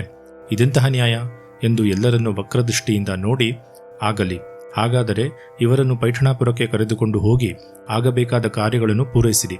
ಅದಕ್ಕೆ ಬೇಕಾದ ಹಣವನ್ನು ನಾನು ಕೊಡುತ್ತೇನೆ ಮತ್ತು ನಿಮ್ಮ ಗುರುಗಳಿಗೊಂದು ಪತ್ರ ಬರೆದುಕೊಡುತ್ತೇನೆ ಎಂದು ಹೇಳಿ ಪತ್ರವನ್ನು ಮತ್ತು ಹಣವನ್ನು ಕೊಟ್ಟು ಎಲ್ಲರನ್ನು ಕಳುಹಿಸಿದನು. ರಾಜಾಜ್ಞೆಯಂತೆ ಬ್ರಾಹ್ಮಣರು ಮತ್ತು ಜ್ಞಾನದೇವಾದಿಗಳು ಎಲ್ಲರೂ ಅಲಂಕಾವತಿಯಿಂದ ತೆರಳಿ ಕೆಲ ದಿನಗಳಲ್ಲಿ ಪೈಠಣಾಪುರವನ್ನು ಮುಟ್ಟಿದರು. ರಾಜಪತ್ರವನ್ನು ಅಲ್ಲಿಯ ಗುರುವಿಗೆ ಕೊಟ್ಟು ನಡೆದ ವೃತ್ತಾಂತವನ್ನು ತಿಳಿಸಿದರು. ಆದರೆ ಅಲ್ಲಿಯೂ ಸಹ ಆ ಬ್ರಾಹ್ಮಣರ ಕೈವಾಡದಿಂದ ಸರಿಯಾದ ಪರ್ಯಾಲೋಚನೆ ಆಗದೆ ಜ್ಞಾನದೇವಾದಿಗಳನ್ನು ಮತ್ತೆ ಕುಲದಲ್ಲಿ ಸೇರಿಸಿಕೊಳ್ಳಲಾಗುವುದಿಲ್ಲವೆಂದೂ ಕುಲಭ್ರಷ್ಟನಿಗೆ ಹುಟ್ಟಿದ ಸಂತಾನಕ್ಕೆ ಗತಿಗೋತ್ರಗಳೇ ಇಲ್ಲವೆಂದೂ ಹೇಳಿ ನಿರಾಕರಿಸಿದರು. ಆಗ ಜ್ಞಾನದೇವನಿಗೂ ಅವರಿಗೂ ಬಹುಮುಖವಾಗಿ ವಾಗ್ವಾದ ನಡೆಯಿತು. ಜ್ಞಾನದೇವನು ಅವರನ್ನು ಕುರಿತು ಹೀಗೆಂದನು, ಬ್ರಾಹ್ಮಣತ್ವವು ಕೇವಲ ಬ್ರಾಹ್ಮಣ ಕುಲದಲ್ಲಿ ಹುಟ್ಟುವುದರಿಂದ ಸಫಲವಾಗಲಾರದು. ಬ್ರಹ್ಮಜ್ಞಾನವನ್ನು ಬಲ್ಲವನೇ ಬ್ರಾಹ್ಮಣನು ಎಂದು ಹೇಳಿ ಆ ಅರ್ಥವನ್ನು ನೀಡುವಂತಹ ವೇದವಾಣಿ ಶ್ಲೋಕವೊಂದನ್ನು ಉಚ್ಚರಿಸಿದನು. ಆಗ ಆ ಬ್ರಾಹ್ಮಣರು ಕುಲಭ್ರಷ್ಟರಿಗೆ ವೇದಗಳನ್ನು ಉಚ್ಚರಿಸಲು ಹಕ್ಕಿಲ್ಲ ಎಂದು ವಾದಿಸಿದರು. ಆಗ ಸರ್ವತೇಜೋನಿಧಿಯಾದ ಜ್ಞಾನದೇವನು, ವೇದಗಳು ಬ್ರಾಹ್ಮಣರ ಸ್ವತ್ತಲ್ಲ, ಎಲ್ಲರಿಗೂ ಎಲ್ಲ ಜೀವಿಗಳಿಗೂ ಮಾರ್ಗದರ್ಶನ ನೀಡಬಲ್ಲ ವೇದಗಳನ್ನು ಯಾವ ಪ್ರಾಣಿಯಾದರೂ ಸಹ ಉಚ್ಚರಿಸಬಹುದು ಎಂದನು. ಅಷ್ಟರಲ್ಲಿ ಒಂದು ಕೋಣವು ಅಲ್ಲಿಗೆ ಬರಲು ಆ ಬ್ರಾಹ್ಮಣರು, ಇದೂ ಸಹ ವೇದವನ್ನು ಉಚ್ಚರಿಸಬಹುದೇ ಎಂದು ಕೇಳಿ ಜ್ಞಾನದೇವನ ಮಾತುಗಳಿಗೆ ಅಪಹಾಸ್ಯ ಮಾಡಿದ್ದರು. ಅವಶ್ಯವಾಗಿ ಅದರಲ್ಲಿ ಬ್ರಹ್ಮಜ್ಞಾನವಿದ್ದರೆ ಈಗಲೇ ಉಚ್ಚರಿಸುತ್ತದೆ ಎಂದು ಹೇಳಿ ಆ ಕೋಣನ ದೇಹವನ್ನು ಸ್ಪರ್ಶಿಸಿದನು. ಆಗ ಆ ಕೋಣವು ಕೆಲವು ವೇದ ಶ್ಲೋಕಗಳನ್ನು ಉಚ್ಚರಿಸಿತು. ಈ ಪವಾಡವನ್ನು ಕಂಡ ಅಲ್ಲಿದ್ದ ಕೆಲವರು ಆಶ್ಚರ್ಯಚಕಿತರಾದರು. ಇನ್ನು ಕೆಲವರಿಗೆ ಜ್ಞಾನದೇವರ ಮೇಲೆ ಅತ್ಯಂತ ಭಕ್ತಿ ಉಂಟಾಯಿತು. ಆದಾಗ್ಯೂ ಜ್ಞಾನದೇವರ ಜೊತೆ ವಾದ ಮಾಡುತ್ತಿದ್ದ ಆ ಬ್ರಾಹ್ಮಣರು ಅದನ್ನು ನಂಬದೆ ಇದು ಯಾವುದೋ ಮಾಯಾವಿದ್ಯೆ ಎಂದು ಅನುಮಾನ ಪಡುತ್ತಲೇ ಇದ್ದರು.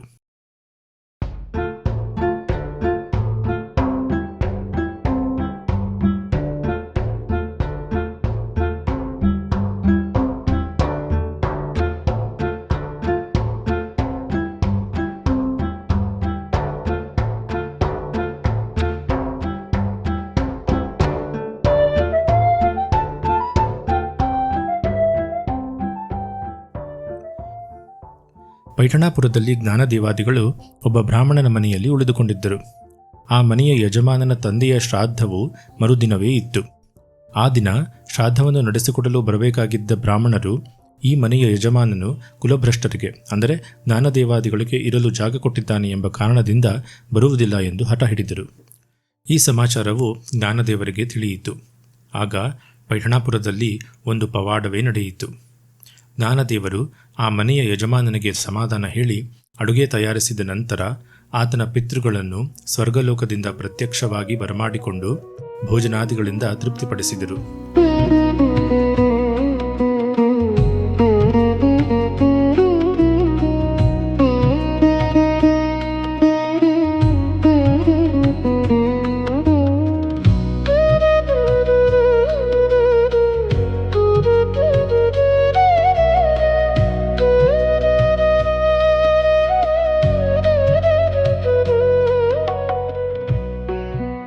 ಪಿತೃದೇವತೆಗಳು ಬ್ರಾಹ್ಮಣನಿಗೆ ಆಶೀರ್ವದಿಸಿ ವಿಮಾನದಲ್ಲಿ ಕುಳಿತು ಸ್ವರ್ಗಲೋಕಕ್ಕೆ ತೆರಳಿದ್ದರು.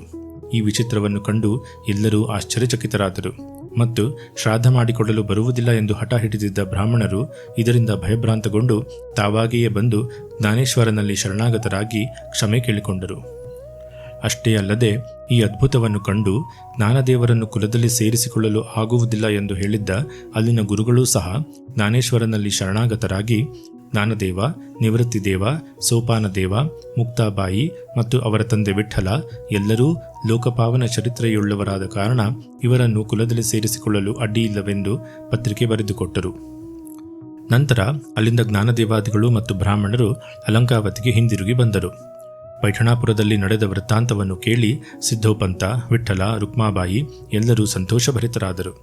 ಅಲಂಕಾವತಿಯ ಮಹಾರಾಜನು ವಿಠ್ಠಲನನ್ನು ಬಹಳ ಗೌರವದಿಂದ ಸನ್ಮಾನಿಸಿ ಅವರಿಗೆ ಬೇಕಾದ ವಸತಿಯನ್ನು ಮಾಡಿಸಿಕೊಟ್ಟು ಅವರಿಂದ ಪಾರಮಾರ್ಥ ಉಪದೇಶಗಳನ್ನು ಪಡೆದುಕೊಂಡನು. ಈ ಸಮಯಕ್ಕಾಗಲೇ ಜ್ಞಾನದೇವರ ಪವಾಡ ಮತ್ತು ಮಹಿಮೆಗಳು ಸುತ್ತಮುತ್ತಲ ಪ್ರದೇಶಗಳಲ್ಲಿ ಜನಜನಿತವಾಗಿದ್ದವು. ಸುತ್ತಮುತ್ತಲ ಜನರು ಜ್ಞಾನದೇವರ ಆಶೀರ್ವಾದ ಮತ್ತು ಉಪದೇಶಗಳನ್ನು ಪಡೆಯಲು ಹೆಚ್ಚಿನ ಸಂಖ್ಯೆಯಲ್ಲಿ ಬರುತ್ತಿದ್ದರು. ಹೀಗಿರಲು ಅಲಂಕಾವತಿಗೆ ಸಮೀಪದಲ್ಲಿರುವ ಒಂದು ಊರಿನಲ್ಲಿ ವಿಠೋಬಾಕೇಶವ ಎಂಬ ಧನಿಕನಿದ್ದನು. ಅವನು ನಿಷ್ಕಾರಣವಾಗಿ ಜ್ಞಾನದೇವಾದಿಗಳ ಮೇಲೆ ಅಸೂಯೆ ಪಡುತ್ತಿದ್ದನು. ಅವರನ್ನು ಕಂಡರೆ ವಿಪರೀತವಾಗಿ ದ್ವೇಷಿಸುತ್ತಿದ್ದನು. ಒಂದು ದಿನ ವಿಠೋಬಾಕೇಶವನು ಇದ್ದ ಊರಿಗೆ ಜ್ಞಾನದೇವಾದಿಗಳು ಬಂದು 4 ದಿನ ವಾಸ ಮಾಡಿದರು. ತಮ್ಮ ಊರಿಗೆ ಜ್ಞಾನದೇವರು ಬಂದಿದ್ದಾರೆಂದು ತಿಳಿದು ಆ ಊರಿನ ಅನೇಕ ಜನರು ಬಂದು ಅವರ ದರ್ಶನ ಪಡೆದು ಅವರ ಸೇವೆ ಮಾಡುತ್ತಿದ್ದರು. ಅದೇ ಸಮಯಕ್ಕೆ ದೀಪಾವಳಿ ಹಬ್ಬ ಬಂದಿತು. ಹಬ್ಬವಿದ್ದ ಕಾರಣ ನಿವೃತ್ತಿದೇವನು ತಮ್ಮ ಸಹೋದರಿ ಮುಕ್ತಾಬಾಯಿಗೆ ಭಕ್ಷ್ಯಗಳನ್ನು ಮಾಡಬೇಕೆಂದು ಕೋರಿಕೊಂಡನು. ಆತನ ಕೋರಿಕೆಯಂತೆ ಮುಕ್ತಾಬಾಯಿ ಭಕ್ಷ್ಯಗಳನ್ನು ಮಾಡಲು ಬೇಕಾದ ತಯಾರಿಯನ್ನು ಮಾಡಿಕೊಳ್ಳುತ್ತಿದ್ದಳು. ಬೇಕಾದ ಪದಾರ್ಥಗಳೆಲ್ಲವೂ ಶೇಖರವಾದವು. ಆದರೆ ಅಡುಗೆಯನ್ನು ಮಾಡಲು ಮನೆಯಲ್ಲಿ ಮಡಿಕೆಗಳು ಇರಲಿಲ್ಲ. ಹಾಗಾಗಿ ಮಡಿಕೆಗಳನ್ನು ತರಬೇಕೆಂದು ಮುಕ್ತಾಬಾಯಿಯು ಕುಂಬಾರಗೇರಿಗೆ ಹೋಗುತ್ತಿದ್ದಳು.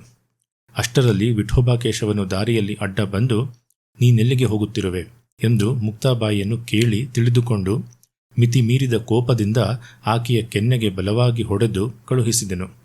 ಅಷ್ಟೇ ಅಲ್ಲದೆ ತನ್ನ ಸಾಹುಕಾರಿಕೆಯ ಬಲವನ್ನು ಪ್ರಯೋಗಿಸಿ ಆಕೆಗೆ ಯಾರೂ ಮಡಿಕೆ ಕುಡಿಕೆಗಳನ್ನು ಕೊಡಬಾರದು ಎಂದು ಆಜ್ಞೆ ಮಾಡಿದನು. ಇದರಿಂದ ನೊಂದ ಮುಕ್ತಾಬಾಯಿಯು ಖಿನ್ನ ಮನಸ್ಸಿನಿಂದ ಬರಿಗೈಯಲ್ಲಿ ಮನೆಗೆ ಹಿಂದಿರುಗಿ ಬಂದಳು. ನಡೆದ ಸಮಾಚಾರವನ್ನು ಜ್ಞಾನದೇವನಿಗೆ ತಿಳಿಸಿದಳು. ಅದಕ್ಕೆ ಜ್ಞಾನದೇವನು, ತಂಗಿ, ಇಷ್ಟೇಕೆ ಚಿಂತೆ?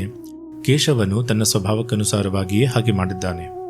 ಈ ರೀತಿಯ ಲೋಕದ ವಿಚಾರಗತಿ ನಮ್ಮನ್ನೇನು ಮಾಡಬಲ್ಲದು ಎಂದು ಆಕೆಯನ್ನು ಸಮಾಧಾನಪಡಿಸಿದರು. ಈ ಸಮಯದಲ್ಲಿ ಜ್ಞಾನದೇವರಿಂದ ಲೋಕದೃಷ್ಟಿಯಲ್ಲಿ ಮತ್ತೊಂದು ಪವಾಡವೂ ಸಂಭವಿಸಿತು.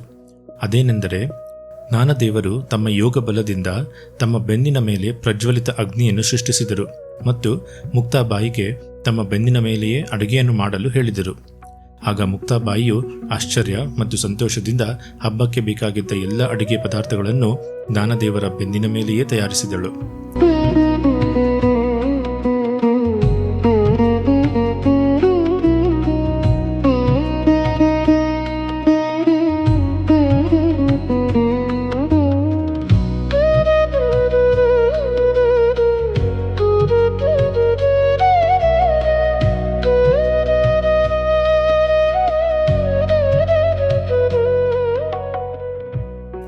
ಗಡಿಗೆ ಮಡಿಕೆಗಳಿಲ್ಲದೆ ಅಡಿಗೆ ಪದಾರ್ಥಗಳನ್ನು ಹೇಗೆ ತಯಾರಿಸುವರು ಎಂದು ನೋಡೋಣವೆಂದು ಮರೆಯಲ್ಲಿ ನಿಂತು ನೋಡುತ್ತಿದ್ದ ವಿಠೋಬಾಕೇಶವನು ಅಲ್ಲಿ ನಡೆದ ಅದ್ಭುತ ಕಾರ್ಯವನ್ನು ನೋಡಿ ಒಂದು ಕ್ಷಣ ಸ್ತಬ್ಧನಾದನು.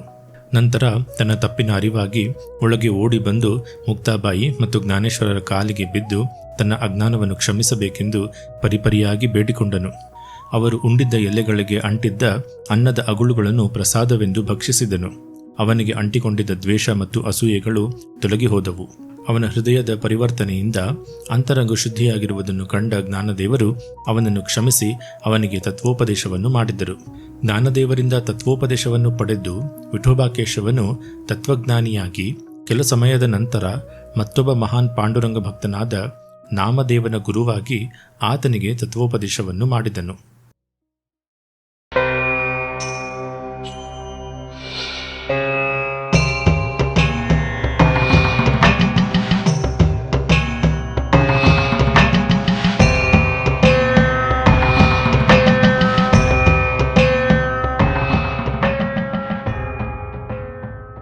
ಹೀಗೆ ಜ್ಞಾನದೇವರ ಕೀರ್ತಿ ಮತ್ತು ಮಹಿಮೆಗಳು 4 ದಿಕ್ಕುಗಳಲ್ಲಿಯೂ ಹಬ್ಬುತ್ತಿರಲು ಒಂದು ದಿನ ಚಾಂಗದೇವನೆಂಬ ಸಿದ್ಧ ಪುರುಷನು ಜ್ಞಾನೋಪದೇಶವನ್ನು ಪಡೆಯಬೇಕೆಂಬ ಬಯಕೆಯಿಂದ ಜ್ಞಾನದೇವರಿಗೆ ಒಂದು ಪತ್ರ ಬರೆಯಬೇಕೆಂದು ಯೋಚಿಸಿ ಕೈಯಲ್ಲಿ ತಾಳೆ ಓಲೆ ಹಿಡಿದು ಏನು ಬರೆಯಬೇಕು ಎಂದು ಯೋಚಿಸಿದನು. ಆರಂಭದ ಒಕ್ಕಣೆಯಲ್ಲಿ ವಯಸ್ಸಿನಲ್ಲಿ ಚಿಕ್ಕವನಾದ್ದರಿಂದ ಚಿರಂಜೀವಿ ಸಹಸ್ರಾಯು ಜ್ಞಾನದೇವನಿಗೆ ಎಂದು ಬರೆಯೋಣವೇ ಅಥವಾ ತೀರ್ಥಸ್ವರೂಪಿ ಎಂದು ಬರೆಯೋಣವೇ ಎಂದು ಸಂದೇಹಪಟ್ಟನು.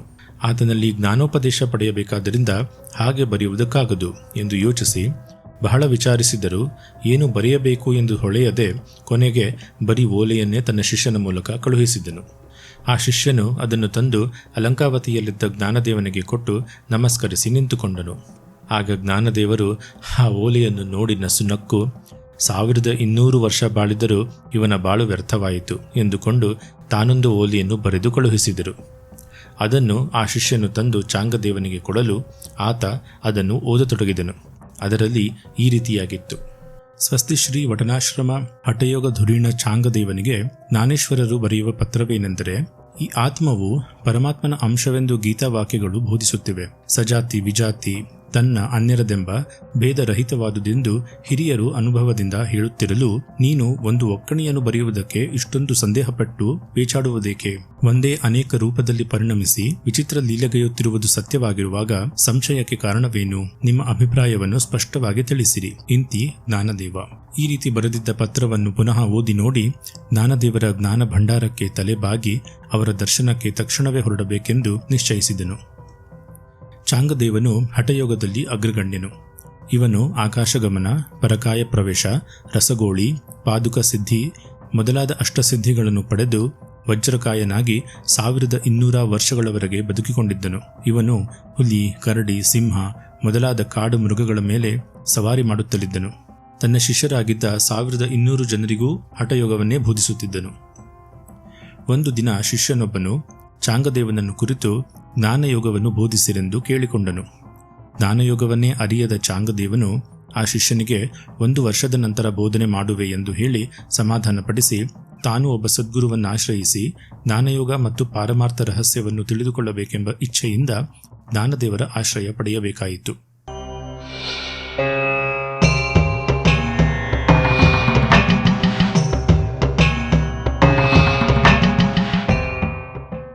ಚಾಂಗದೇವನು ಮೊದಲೇ ನಿಶ್ಚಯಿಸಿದಂತೆ ಅಡವಿಯಿಂದ ಒಂದು ಕ್ರೂರ ಹುಲಿಯನ್ನು ತರಿಸಿ ಅದರ ಮೇಲೆ ಕುಳಿತು ಅಟ್ಟಹಾಸದಿಂದ ಜ್ಞಾನದೇವರ ಭೇಟಿಗೆ ಹೊರಟನು. ಅವನ ಶಿಷ್ಯರು ಶಂಖ ಘಂಟೆಗಳನ್ನು ಹಿಡಿದು ಜೋರಾಗಿ ಶಬ್ದ ಮಾಡುತ್ತಾ ಹೊರಟರು. 1200 ಶಿಷ್ಯರನ್ನು ಒಳಗೊಂಡ ಸಂಭ್ರಮದ ಸವಾರಿ ಅಲಂಕಾವತಿಯನ್ನು ಸಮೀಪಿಸಿತು. ಸುತ್ತಮುತ್ತಲ ಜನರು ಈತನ ಸಂಭ್ರಮವನ್ನು ನೋಡಲು ಗುಂಪು ಗುಂಪಾಗಿ ನಡೆಯತೊಡಗಿದರು. ಈ ಸಮಾಚಾರವು ಜ್ಞಾನದೇವನಿಗೆ ತಿಳಿಯಿತು. ಆಗ ಜ್ಞಾನದೇವನು ಈ ರೀತಿ ಆಲೋಚಿಸಿದನು: ಈ ಸಿದ್ಧಪುರುಷನು ನನ್ನಿಂದ ಜ್ಞಾನೋಪದೇಶವನ್ನು ಪಡೆಯಲು ಬರುತ್ತಿದ್ದಾನೆ. ಆದರೆ ಜ್ಞಾನೋಪದೇಶವನ್ನು ಪಡೆಯಲು ಇರಬೇಕಾದ ಗುಣಗಳು ಇವನಲ್ಲಿಲ್ಲ. ಜೊತೆಗೆ ಸಿದ್ಧಶಕ್ತಿಯಿಂದ ಉಂಟಾದ ಅಹಂಕಾರ ಮತ್ತು ಅಟ್ಟಹಾಸದಿಂದ ಹುಲಿಯ ಮೇಲೇರಿ ಎಷ್ಟು ಸಂಭ್ರಮದಿಂದ ಬರುತ್ತಿದ್ದಾನೆ. ಇವನ ಅಹಂಕಾರವನ್ನು ಮುರಿಯಲು ಇದು ಯೋಗ್ಯ ಸಮಯ ಎಂದು ಯೋಚಿಸಿದನು. ಈ ಸಮಯದಲ್ಲಿ ಜ್ಞಾನದೇವನಿಂದ ಮತ್ತೊಂದು ಲೋಕವಿಖ್ಯಾತ ಪವಾಡವು ಸಂಭವಿಸಿತು. ಅದೇನೆಂದರೆ, ಜ್ಞಾನದೇವನು ಚಲ್ ರೇ ಘೋಡಾ ಎಂದು ಹೇಳುತ್ತಿದ್ದಂತೆ ಆ ಗೋಡೆಯು ಆಕಾಶಕ್ಕೇರಿ ವಿಮಾನದಂತೆ ಹಾರಲು ಪ್ರಾರಂಭಿಸಿತು.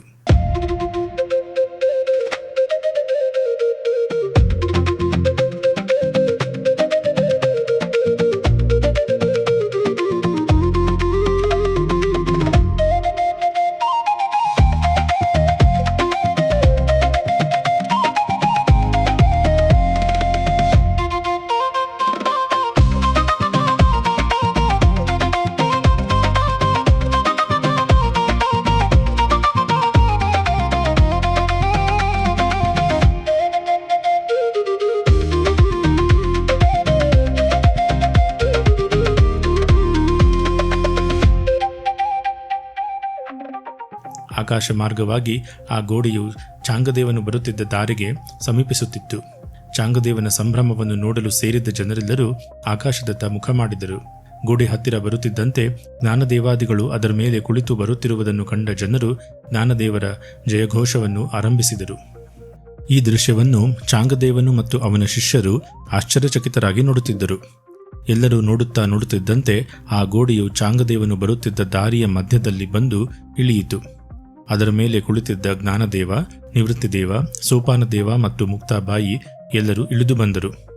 ಈ ಅದ್ಭುತ ದೃಶ್ಯವನ್ನು ಕಂಡ ಚಾಂಗದೇವನ ಅಹಂಕಾರ ಮತ್ತು ದರ್ಪವೆಲ್ಲ ಇಳಿದು ಹೋಗಿ ನಾಚಿಕೆಯಿಂದ ತಲೆ ತಗ್ಗಿಸುವಂತಾಯಿತು. ನಿರ್ಜೀವ ಗೋಡೆಯ ಮೇಲೆ ಕುಳಿತು ಆಕಾಶ ಮಾರ್ಗವಾಗಿ ಬಂದಿರುವ ಇವರ ಸಾಮರ್ಥ್ಯದ ಮುಂದೆ ಸಜೀವ ಪ್ರಾಣಿಯ ಮೇಲೆ ಕುಳಿತು ಬರುತ್ತಿರುವ ನನ್ನ ಸಾಮರ್ಥ್ಯವು ತೃಣಸಮಾನವೆಂದು ಅವನಿಗೆ ಅನಿಸಿತು. ಆಗ ಚಾಂಗದೇವನು ತನ್ನ ಅಹಂಕಾರ ಮತ್ತು ಆಡಂಬರಗಳನ್ನೆಲ್ಲ ತೊರೆದು ತನ್ನ ಶಿಷ್ಯ ಮಂಡಳಿಯನ್ನು ಅಲ್ಲಿಯೇ ನಿಲ್ಲಿಸಿ ಕಾಲ್ನಡಿಗೆಯಿಂದ ನಡೆದು ಬಂದು ಜ್ಞಾನದೇವರಿಗೆ ಸಾಷ್ಟಾಂಗ ನಮಸ್ಕರಿಸಿದನು. ಆಗ ಜ್ಞಾನದೇವರು ಅವನಿಗೆ ಹಸ್ತಮಸ್ತಕದಿಂದ ಆಶೀರ್ವಾದ ನೀಡಿದರು. ಬಳಿಕ ತನ್ನೊಡನೆ ಕರೆದುಕೊಂಡು ಹೋಗಿ ಒಂದು ಶುಭ ಮುಹೂರ್ತದಲ್ಲಿ ಜ್ಞಾನೋಪದೇಶವನ್ನು ಮಾಡಿ ಅವನನ್ನು ತನ್ನ ಶಿಷ್ಯನನ್ನಾಗಿ ಸ್ವೀಕರಿಸಿ ಪಾರಮಾರ್ಥ ತತ್ವೋಪದೇಶವನ್ನು ಮಾಡುತ್ತಲಿದ್ದರು. ಒಂದು ದಿನ ಚಾಂಗದೇವನು ತತ್ವೋಪದೇಶವನ್ನು ಪಡೆಯುವ ಉದ್ದೇಶದಿಂದ ಸಂತ ಜ್ಞಾನದೇವನ ಬಳಿ ಬರುತ್ತಿದ್ದನು. ಆ ಸಮಯದಲ್ಲಿ ಮುಕ್ತಾಬಾಯಿ ದಿಗಂಬರ ಸ್ಥಿತಿಯಲ್ಲಿ ಇದ್ದುದನ್ನು ಕಂಡ ಚಾಂಗದೇವನು ಗಾಬರಿಗೊಂಡು ಹಿಂದಿರುಗಲು ಮುಂದಾದನು. ಆಗ ಮುಕ್ತಾಬಾಯಿ ಅವನನ್ನು ಕರೆಯುತ್ತಾ, ಎಲೈ ಅವಿವೇಕಿಯೇ, ಏಕೆ ಹಿಂತಿರುಗಿ ಹೋಗುತ್ತಿರುವೆ? ನಿನಗೆ ಇನ್ನೂ ಇಂದ್ರಿಯ ವಿಕಾರಗಳು ತೊಲಗಲಿಲ್ಲವೆನಿಸುತ್ತದೆ. ದೇಹ ಭ್ರಾಂತಿಯಿಂದ ಸಂಪೂರ್ಣ ಮುಕ್ತನಾಗದೇ ಇದ್ದರೆ ಪರತತ್ವದ ನಿಜಜ್ಞಾನ ಸ್ಥಿರವಾಗುವುದಿಲ್ಲ ಎಂದು ಉಪದೇಶಿಸಿದಳು. ಈ ಮಾತುಗಳನ್ನು ಕೇಳಿದ ಚಾಂಗದೇವನ ಮನಸ್ಸಿನಲ್ಲಿ ಜ್ಞಾನೋದಯವಾಯಿತು. ತಕ್ಷಣವೇ ಅವನು ಮುಕ್ತಾಬಾಯಿಯ ಪಾದಗಳಿಗೆ ನಮಸ್ಕರಿಸಿ, ಅಮ್ಮ, ನಿನ್ನ ಅನುಗ್ರಹದಿಂದ ನಾನು ಧನ್ಯನಾದೆನು ಎಂದು ವಿನಮ್ರವಾಗಿ ಪ್ರಾರ್ಥಿಸಿದೆನು. ಆಗ ಮುಕ್ತಾಬಾಯಿ ಸ್ನೇಹದಿಂದ, ನಿನಗೆ ಪೂರ್ಣ ಜ್ಞಾನೋದಯವಾಗಲೆಂದು ನಾನು ಈ ರೀತಿಯಾಗಿ ವರ್ತಿಸಿದೆನು, ಬೇರೆ ಯಾವುದೇ ಉದ್ದೇಶ ಇರಲಿಲ್ಲ ಎಂದು ಹೇಳಿ ಅವನನ್ನು ಗೌರವಿಸಿದಳು. ನಂತರ ಚಾಂಗದೇವನು ಎಲ್ಲರಿಗೂ ಭಕ್ತಿಯಿಂದ ನಮಸ್ಕರಿಸಿ ಅಲ್ಲಿಂದ ಹೊರಟು ಹೋದನು. ಬಳಿಕ ತನ್ನ ಶಿಷ್ಯರಿಗೆ ಆತ ತತ್ವಜ್ಞಾನ ಮತ್ತು ಆತ್ಮೋಪದೇಶವನ್ನು ಬೋಧಿಸಿದನು.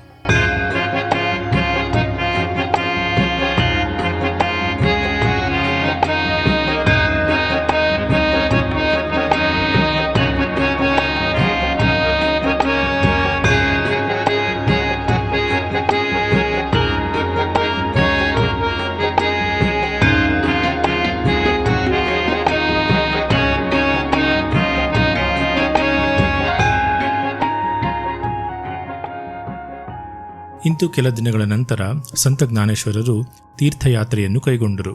ಸಂತ ನಾಮದೇವ, ಭಕ್ತ ಕುಂಬಾರನಾದ ಗೋರ ಇನ್ನೂ ಮೊದಲಾದವರಿಗೆ ತತ್ವೋಪದೇಶವನ್ನು ಮಾಡುತ್ತಾ ಅನೇಕ ಪವಿತ್ರ ತೀರ್ಥಕ್ಷೇತ್ರಗಳನ್ನು ಸಂದರ್ಶಿಸಿದರು. ಈ ಯಾತ್ರೆಯ ಅವಧಿಯಲ್ಲಿ ಅವರು ಭಗವದ್ಗೀತೆಯ ಅದ್ಭುತ ಭಾಷ್ಯವಾದ ಜ್ಞಾನೇಶ್ವರಿ ಗ್ರಂಥವನ್ನು ರಚಿಸಿದರು. ಆ ಅಮೋಘ ಗ್ರಂಥವನ್ನು ಇಂದಿಗೂ ಸಹಸ್ರಾರು ಭಕ್ತರು ಭಕ್ತಿಭಾವದಿಂದ ಪಾರಾಯಣ ಮಾಡುತ್ತಿದ್ದು ಅದರ ಮೂಲಕ ಪಾರಮಾರ್ಥಿಕ ಜ್ಞಾನವನ್ನು ಪಡೆಯುತ್ತಿದ್ದಾರೆ. ನಂತರ ಜ್ಞಾನದೇವರು ತಮ್ಮ ಸಹೋದರರಾದ ನಿವೃತ್ತಿನಾಥ, ಸೋಪಾನದೇವ ಹಾಗೂ ಮುಕ್ತಾಬಾಯಿ ಅವರೊಂದಿಗೆ ಆಳಂದಿಗೆ ಮರಳಿದರು. ಅಲ್ಲಿ ಎಲ್ಲರಿಗೂ ಭಕ್ತಿಯಿಂದ ವಂದನೆ ಸಲ್ಲಿಸಿ ಯೋಗಾಸನದಲ್ಲಿ ಸ್ಥಿರವಾಗಿ ಕುಳಿತು ಸಮಾಧಿ ಸ್ಥಿತಿಯನ್ನು ಹೊಂದಿದರು. ಇಂದಿಗೂ ಆಳಂದಿಯಲ್ಲಿ ಸಂತ ಜ್ಞಾನದೇವರ ಪವಿತ್ರ ಸಮಾಧಿ ಭಕ್ತರಿಗೆ ದರ್ಶನ ನೀಡುತ್ತಿದ್ದು ಅನೇಕರು ಅಲ್ಲಿಗೆ ಭೇಟಿ ನೀಡಿ ಆಶೀರ್ವಾದ ಪಡೆಯುತ್ತಾರೆ.